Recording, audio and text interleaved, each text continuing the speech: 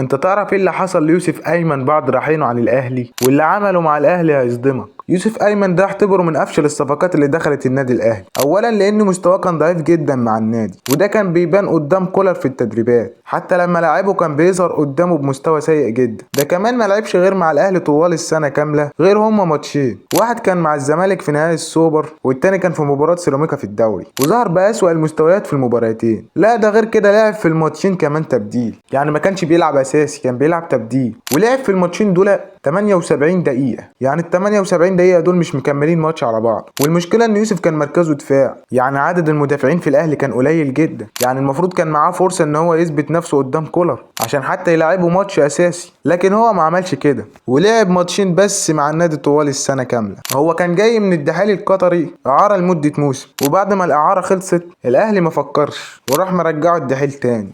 نسيت اقول لك ان يوسف ايمن ده عنده جنسيتين، عنده الجنسية المصرية والجنسية القطرية، بس هو قرر يمثل منتخب قطر عن منتخب مصر.